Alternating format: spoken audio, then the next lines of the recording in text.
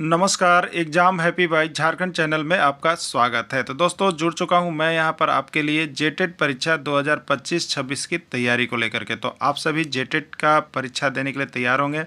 जेटेट परीक्षा बहुत जल्द होने वाली है, तो आप सभी यहां पे क्लासेज के लिए अवश्य जुड़ेंगे। आपको बताते चले, जेटेट में तैयारी को लेकर के बहुत तरह से आपके मन में कौतूहल बना हुआ होगा कि किससे तैयारी करें, कहाँ से तैयारी करें। तो आपको हम बताते चले, जेटेट परीक्षा में यदि आपको परचम लहराना है तो आप झारखंड राज्य के अनुमोदित पाठ्यक्रम JCERT किताब को पढ़ना कभी भी नहीं भूलेंगे। बाहर का प्रैक्टिस सेट लेकर के यदि आप पढ़ रहे हैं तो वो आपके साथ धोखा हो रहा है, ठीक है। तो आप JCERT जैक का किताब ले लीजिए, जो कि आपको झारखंड राज्य के सरकारी विद्यालयों में मिलता है।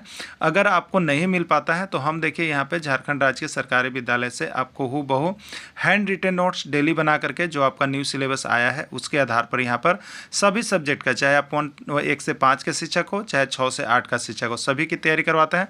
आप घर बैठे यहाँ पर क्षेत्रीय भाषा छोड़ करके सभी सब्जेक्ट का केवल 500 रुपये में तैयारी कर, जिसके लिए देखिए यहाँ पर आपको मोबाइल नंबर दिया गया है 9631054226 पर आप संपर्क करके यहाँ से सभी कोर्सेज परचेज भी कर सकते हैं, तैयारी भी कर सकते हैं। बहुत सारे कोर्सेज बन गए हैं, तो आप अवश्य संपर्क कर लेंगे, घर बैठे ही तैयारी यहाँ से हो जाएगी। चलिए देखते हैं प्रैक्टिस सेट 8 लेकर के आए हुए हैं, ठीक है। देखिए यहाँ पर हिंदी का भी प्रैक्टिस सेट शुरू कर दिया गया है, साथ में EVS का भी शुरू है, साथ में मैथ का भी और CDP सबका प्रैक्टिस सेट यहाँ कंप्लीट है।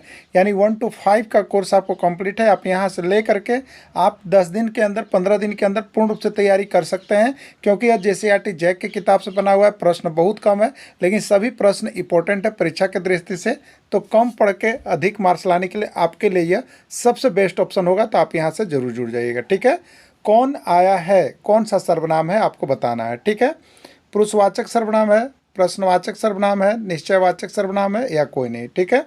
सबसे पहले हम लोग देखेंगे यहाँ पर सर्वनाम का जो है, तो यहाँ पर वर्ड्स कौन सा आया है, ठीक है। तो यहाँ पे शब्द आप देखेंगे कौन आया है, ठीक है। कौन कौन आया है, कौन, ये कौन सा शब्द है, तो ये प्रश्नवाचक शब्द है। ये कौन सा शब्द है, प्रश्नवाचक शब्द है। तो जिसमें सर्वनाम पूछे और प्रश्नवाचक शब्द आया है तो उसको आप सीधे प्रश्नवाचक सर्वनाम में ले जाएंगे। किस में ले जाएंगे, प्रश्नवाचक सर्वनाम में ले जाएंगे, ठीक है। यानी कौन लगा हुआ रहे वाक्य में क्या लगा हुआ रहे, कब लगा हुआ रहे, कैसे लगा हुआ रहे, तो ये सभी प्रश्नवाचक सर्वनाम में जाएंगे। राइट आंसर आपका बी हो जाएगा। अगला प्रश्न है तुमने आज क्या खाया, तुमने आज क्या खाया, यह वाक्य जो है किस प्रकार का सर्वनाम का उदाहरण है आपको बताना है, ठीक है। पुरुषवाचक होगा, निजवाचक होगा, निश्चयवाचक होगा, अनिश्चयवाचक होगा, अनिश्चयवाचक होगा या प्रश्नवाचक होगा, ठीक है। 5 का ऑप्शन इसमें दिया हुआ है। तो देखिए आप यहाँ पर देख रहे हैं कि यहाँ पे तुमने आज क्या खाया, क्या लिखा हो, तुमने आज क्या खाया। क्या जो है कौन सा शब्द है बताइए, क्या जो है ये प्रश्नवाचक शब्द है। ये कौन सा शब्द है, प्रश्नवाचक शब्द है क्या, ठीक है। तो जिसमें प्रश्नवाचक शब्द आ गया और यहाँ पर आप लास्ट में देख रहे प्रश्नवाचक चिन्ह भी आ गया, तो ये सीधे जो सर्वनाम है वह आपका प्रश्नवाचक सर्वनाम में जाएगा, ठीक है। किस में जाएगा, प्रश्नवाचक सर्वनाम में जाएगा। तो राइट आंसर इसका प्रश्नवाचक सर्वनाम ई हो जाएगा। अगला प्रश्न, सीता आम खा रही है, यह किस प्रकार की क्रिया है, आपको बताना है। सीता आम खा रही है, यह किस प्रकार की क्रिया है, सकर्मक क्रिया, अकर्मक क्रिया, सहायक क्रिया या कोई नहीं, ठीक है।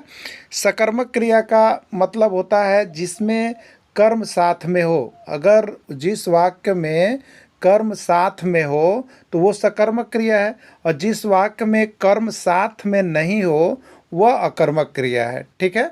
अब देखिए यहाँ पर सकर्मक अकर्मक से एक प्रश्न होता है। जैसे अगर हम यहाँ पर लिखते हैं कि आप लिखते हैं, आप लिखते हैं, तो यहाँ पर आप जो हो गया वो क्या हो गया, सब्जेक्ट हो गया, ठीक है। और लिखना क्या हो गया, वर्ब हो गया।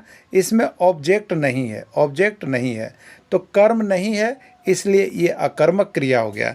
लेकिन यहीं पर हो जाता कि आप पेन से लिखते हैं, आप पेन से लिखते हैं, तो आप तो यहाँ पे सब्जेक्ट हो गया, कर्ता हो गया। यहाँ पे लिखना जो है क्रिया हो गया, और पेन जो है ये ऑब्जेक्ट होता।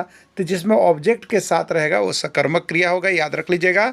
तो इसमें सीता खा रही है अगर केवल रहता तो ये अकर्मक क्रिया में जाता, लेकिन ऑब्जेक्ट दिया हुआ है कि क्या खा रही है, आम खा रही है, इसलिए ये सकर्मक क्रिया में जाएगा। क्लियर हो गया होगा आप सभी को।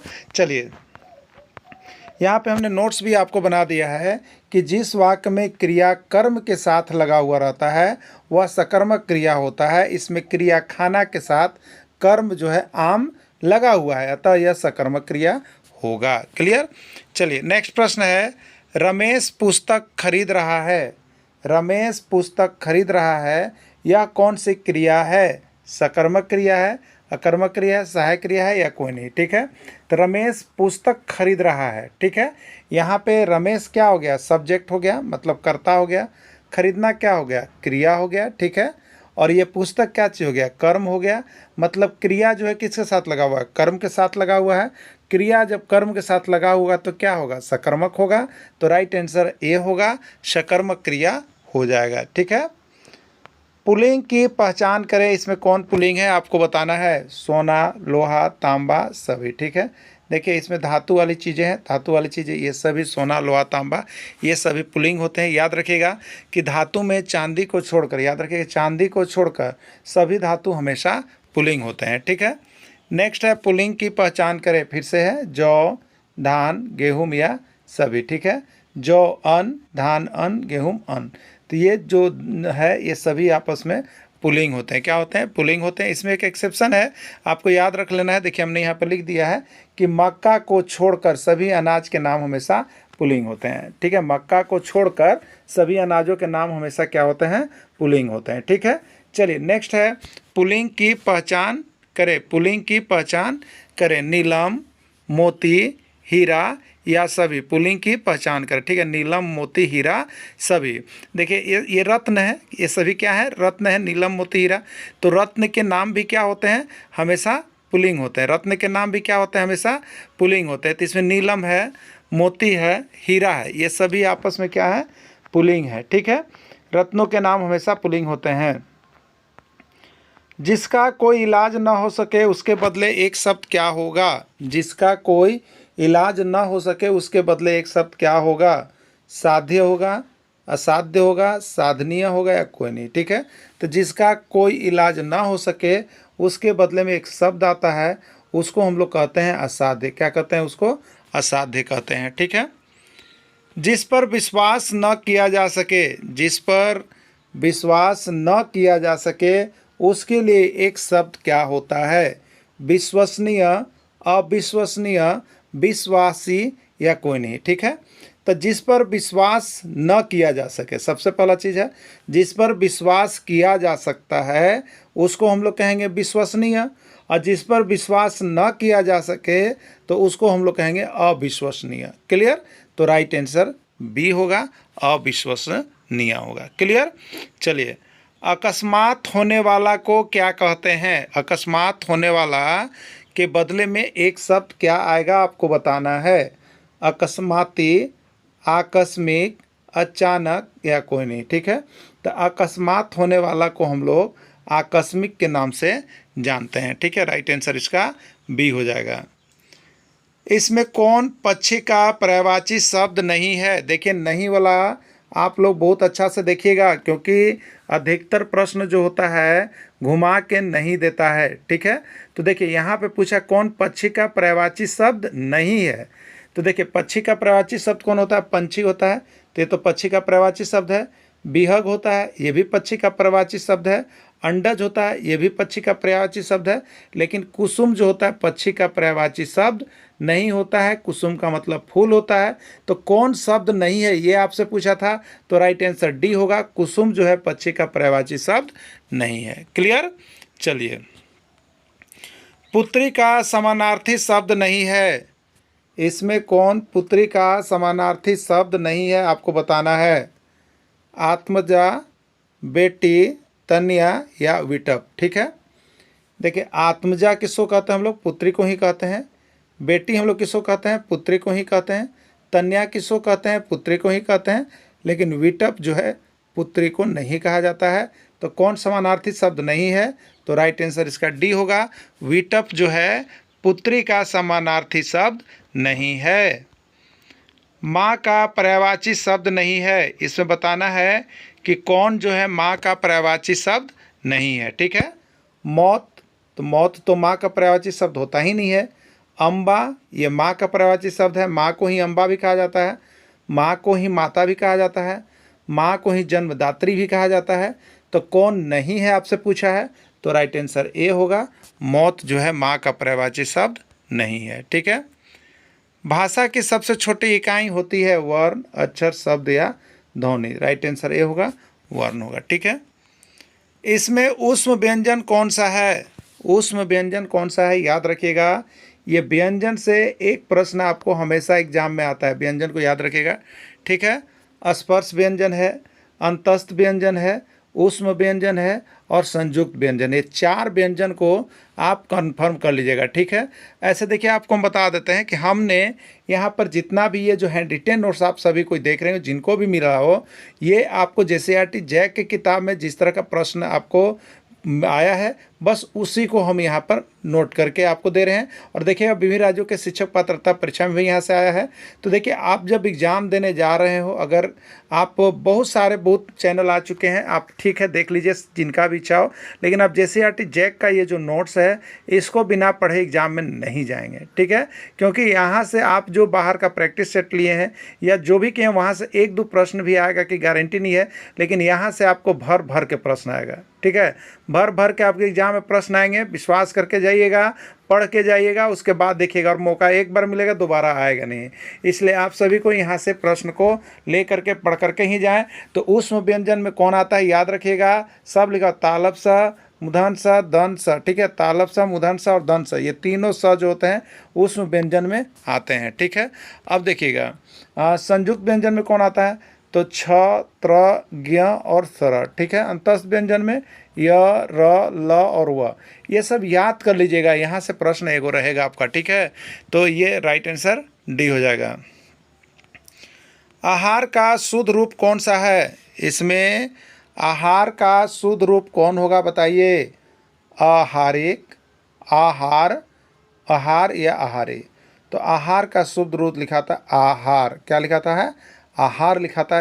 पढ़िएगा ठीक से, तो राइट आंसर बी हो जाएगा। अगला प्रश्न, गगनचुंबी में कौन सा समास है, बताइएगा। तत्पुरुष, कर्मधार या द्विगु या बहुव्रीहि। चलिए, गगनचुंबी का हम जब विग्रह करेंगे तो आएगा आपको गगन को चुमने वाला। क्या आएगा, गगन को चुंबने वाला। ठीक है। को जो है आपको देखिए यहाँ पे, ये को जो है ये कारक है, कारक का चिन्ह जब विग्रह करने पर आपको आ गया तो वो तत्पुरुष समास में जाएगा। किस में जाएगा, तत्पुरुष समास में जाएगा। तो यह तत्पुरुष समास होगा। और तत्पुरुष समास का कौन सा भेद अगर आपसे पूछा जाए, तो को यानी कर्ता ने कर्म को होता है, यानी कर्म तत्पुरुष कहलाएगा। ठीक है। चलिए, अगला है, चौराहा में कौन सा समास है, आपको बताना है। चौराहा में कौन सा समास है, अव्ययी भाव, कर्मधार, द्विगु या द्वंद्व। ठीक है। देखिए, चौराहा का जब आप विग्रह करेंगे तो आपको आएगा 4 राहों का समाहार, 4 राहों का मिलन। ठीक है। ये 4 बताइए क्या चीज़ है, संख्यावाचक है। 4 क्या है, संख्यावाचक है, संख्यावाचक है। और इसका कोई विशेष अर्थ नहीं निकल रहा है, दिमाग में रखिएगा कि संख्यावाचक होने के साथ अगर विशेष अर्थ उस शब्द का निकल जाए तो वो जो है आपका किस में चला जाएगा, बहुव्रीहि में चला जाएगा। ठीक है। लेकिन यहाँ पर कोई विशेष अर्थ नहीं निकल रहा है और संख्यावाचक है, तो ये द्विगु में जाएगा कि द्विगु का मतलब भी 2, ये भी संख्यावाचक। इसलिए संख्यावाचक लगभग चीज़ों को हम लोग द्विगु में ही रखते हैं, लेकिन ध्यान देना है कि इसका कोई विशेष अर्थ नहीं निकल रहा हो। ठीक है। अगर विशेष अर्थ निकल रहा हो तो उसको सीधे आप बहुव्रीहि समास में डालेंगे। ठीक है। चलिए, अगला देखिएगा। अगला है, परिवार में कौन सा उपसर्ग है। देखिए, परिवार में कौन सा उपसर्ग है, उपसर्ग और प्रत्यय, ये 2 चीज़ें आपके एग्जाम में हो सके कि आ जाए। देखिए, किसी शब्द के पहले जो लगता है, पहले तो वो उपसर्ग होता है, बाद में जो लगता है उसको प्रत्यय कहते हैं हम लोग। ठीक है। जब भी उपसर्ग और प्रत्यय आपको पता करना हो तो जो शब्द दिया हुआ है उसका पहले हम लोग तोड़ लेंगे, विच्छेद कर लेंगे। ठीक है। तो परिवार को हम लिख सकते हैं परि जोड़ वार। ठीक है। तो ये पहले लगा है, तो ये परिवार को जब विग्रह किए तो एक परि आया, एक वार आया, तो ये पहले परि है, इसलिए इसे परि उपसर्ग हो जाएगा। ठीक है। तब परिवार में कौन सा उपसर्ग है, तब परि होगा। राइट आंसर सी इसका होगा। ठीक है। प्रगति में कौन सा उपसर्ग है, बताना है आपको कि प्रगति में कौन सा उपसर्ग है। ठीक है।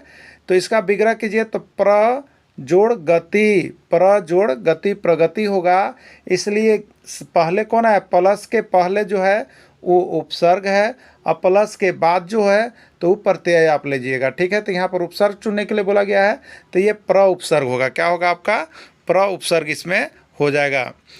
प्रतिशत में कौन सा उपसर्ग है आपको बताना है। ठीक है, प्रतिशत में कौन सा उपसर्ग है, प्र उपसर्ग है, प्रति उपसर्ग है, सत उपसर्ग है या तीस है। ठीक है, प्रतिशत का जब हम संधि विच्छेद करते हैं तो प्रति जोड़ सत होता है। ठीक है, ये प्लस के पहले वाला उपसर्ग है, प्लस के बाद वाला प्रत्यय है, तो इसमें प्रति उपसर्ग होगा। कौन सा उपसर्ग होगा, प्रति होगा। राइट आंसर बी हो जाएगा, प्रति हो जाएगा। ठीक है, इस तरह से देखिए आपको यहाँ पर हमने लगभग सभी सब्जेक्ट का प्रैक्टिस सेट, क्वेश्चन सीरीज। अब देखिए यहाँ पर हमारे यहाँ अभी टेस्ट सीरीज अब चलना शुरू हो गया है, 5 टेस्ट सीरीज हो भी गया है। आप टेस्ट सीरीज में ज़रूर भाग लीजिएगा, क्योंकि टेस्ट सीरीज में ये सभी प्रश्नों का मिक्स करके आपको टेस्ट लिवाया जा रहा है। और यहाँ पर देखिए हम आपको 1 to 5 के लिए भी शुरू है, 30 टेस्ट सीरीज लगवाएंगे। कितने टेस्ट सीरीज, 30।